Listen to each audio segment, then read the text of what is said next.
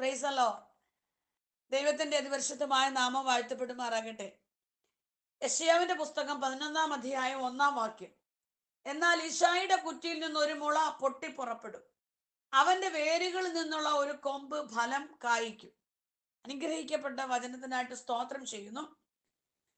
ആർക്കും വേണ്ടാതെ കാട്ടിൽ കിടന്ന ദാവീദ്, അപ്പനോ സഹോദരന്മാർക്കോ അവർക്കാർക്കും യാതൊരു വിലയില്ലാതെ, ആർക്കും വേണ്ടാത്ത തൻ്റെ ഭക്തനെ കാട്ടിൽ ആടുകളെ മേയ്ക്കുമ്പോൾ കാട്ടിൽ നിന്ന് വീട്ടിൽ കൊണ്ടുവന്ന് അഭിഷേകം ചെയ്ത് കൊട്ടാരത്തിൽ എത്തിച്ച എൻ്റെ കർത്താവ്.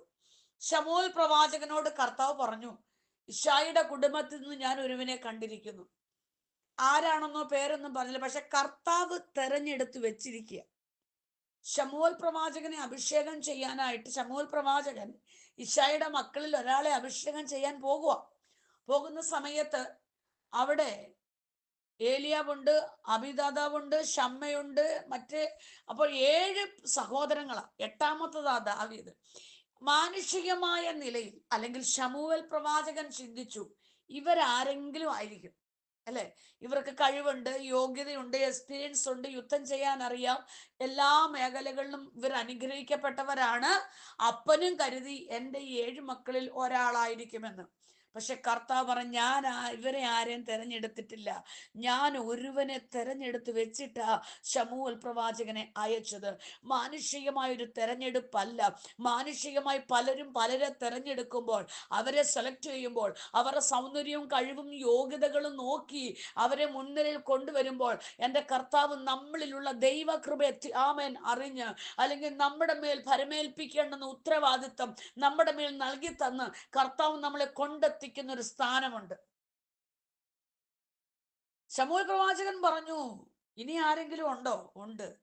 അവൻ വരാതെ ഞാൻ പന്തിയിൽ ഇരിക്കത്തില്ല. നമുക്കിതൊക്കെ അറിയാവുന്ന സംഭവങ്ങളാ. ദാവീദിനെ കൊണ്ടുവന്ന് ദാവീദിന്റെ മേൽ അഭിഷേകം പകർന്നു. സ്തോത്രം. ഒരു അഭിഷേകത്തിന്റെ പവറോടാ ദാവീദ് നിന്നത്.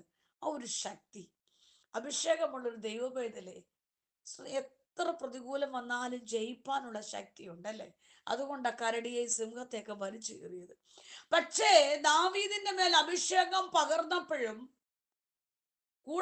കൂടെയുള്ള സഹോദരങ്ങളോ രക്തബന്ധങ്ങളോ മറ്റുള്ളവരൊക്കെ ദാവീദിനെ എങ്ങനെയാ കണ്ടേ? ദാവീദിനെ കണ്ടത് എങ്ങനാ? ഗത്ത് രാജാവായ ആഗീഷ് ദാവീദിനെ എങ്ങനാ കണ്ടേ? ഭ്രാന്തനായിട്ടാ കണ്ടത്. രാജാവ് ഭൃത്യന്മാരോട് ചോദിക്കുക, ഈ മനുഷ്യൻ ഭ്രാന്തനാണെന്ന് നിങ്ങൾ കാണുന്നില്ലയോ? അതെ. ഗോലിയാത്ത് ദാവീദിനെ കണ്ടത് എങ്ങനാ? ചത്ത നായും ചെള്ളുമായിട്ടാ കണ്ടത്. 7-ാം താഴ്വരയിൽ ജ്യേഷ്ഠന്മാരെ കാണാൻ ചെന്ന ദാവീദിന്റെ മൂത്ത ജ്യേഷ്ഠൻ ഏലിയാവിനെ കണ്ടത് അഹങ്കാരി നിഗളിയുമായിട്ടാ. പക്ഷെ കർത്താവ് പകർന്നൊരു അഭിഷേകം തന്നെ മേലുണ്ട്. സ്വന്തം രക്തബന്ധങ്ങൾക്ക് അറിയത്തില്ല, നീ അഹങ്കാരിയാ, നീ നിഗളിയാ, കളിയാക്കി.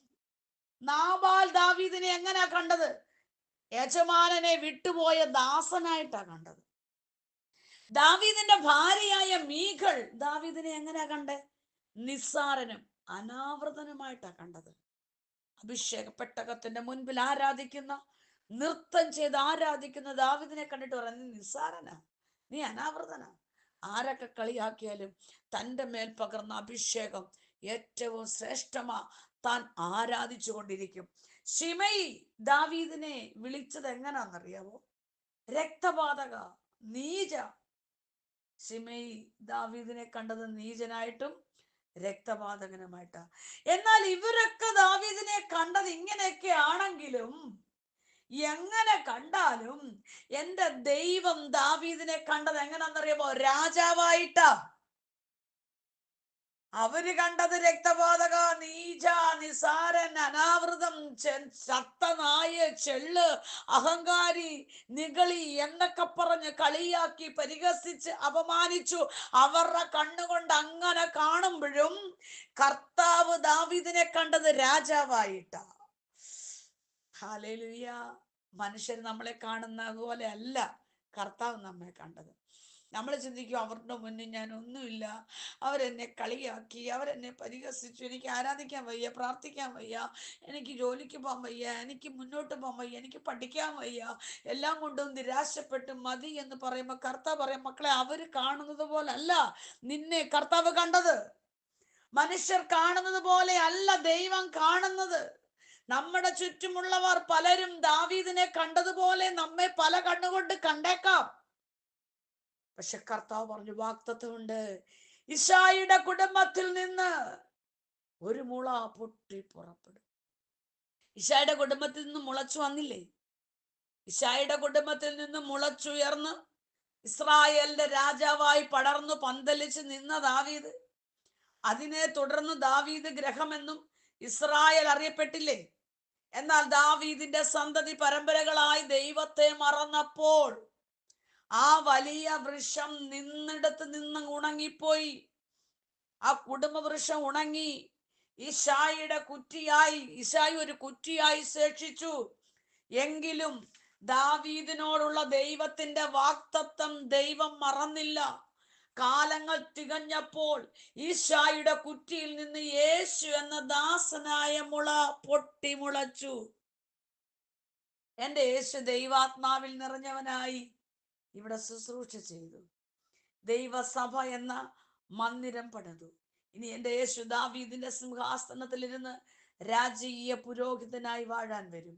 പ്രിയപ്പെട്ടവരെ, നമ്മുടെ കുടുംബം, നമ്മുടെ തലമുറ, നമ്മുടെ കുടുംബജീവിതം, നമ്മുടെ സഭ, നമ്മുടെ ശുശ്രൂഷകളൊക്കെ നിന്നെടുത്ത് തന്നെ നിന്നുണങ്ങി കുറ്റിയായി കാണാൻ കൊതിച്ചവന്റെ മുന്നിൽ പലരും കൊതിച്ചു. ഒരു കുറ്റിയായി ശേഷിക്കുന്നത് കാണാൻ, എല്ലാം അസ്തമിച്ചത് കാണാൻ, എല്ലാം തകർന്നു പോയെന്നത് കാണാൻ, നിരാശപ്പെട്ട് കാണാൻ, അമ്മേ സ്തോത്രം, കുഞ്ഞുങ്ങളുടെ വിദ്യാഭ്യാസം തകരുന്നത് കാണാൻ, കുടുംബജീവിതം പിരിയുന്നത് കാണാൻ, ഉണങ്ങി ശേഷിക്കുന്നത് കാണാൻ നോക്കി നിന്നില്ലേ? പക്ഷേ അവരെല്ലാം ഒരു കുറ്റിയായി ശേഷിക്കുന്നത് കാണാൻ നോക്കി നിന്നവരുടെ മുന്നിൽ ഒരു കുറ്റിയായി ശേഷിക്കാതെ സ്വർഗീയ വാഗ്ദത്തങ്ങൾ തന്നവൻ എൻ്റെ കർത്താവ് തന്നെ പുതിയ മുളകളെ പൊട്ടിമുളപ്പിച്ച് മനോഹരവും ഭംഗിയുള്ളതുമായ കുടുംബമാക്കി തീർത്തില്ലേ? കർത്താവ് ഏറ്റവും ശ്രേഷ്ഠകരമാക്കി തലമുറകളാക്കി തീർക്കും, കുടുംബമാക്കി തീർക്കും. യേശുവിന്റെ നാമത്തിൽ പൂർണ്ണമായി വിശ്വസിക്കുക. കർത്താവെ, ഞങ്ങളുടെ തകർച്ച കാണാൻ നോക്കി നിന്നവരുടെ നടുവിൽ, ഞങ്ങളുടെ പരാജയം കാണാൻ നോക്കി നിന്നവരുടെ നടുവിൽ ഈ ദിവസങ്ങളിൽ ഞങ്ങളുടെ ജയത്തിന്റെ നന്മകൾ കാണത്തക്കവണ്ണം, എൻ്റെ തലമുറകളുടെ വിടുതൽ കാണത്തക്കവണ്ണം ഒരു പുതിയ മുള പൊട്ടിമുളയ്ക്കും. ഈ വാഗ്ദത്തം ഏറ്റെടുക്കാം. ഈ വചനങ്ങളാൽ കർത്താവ് നമ്മെ എല്ലാവരെയും സഹായിക്കുമാറാകട്ടെ. ആമേൻ.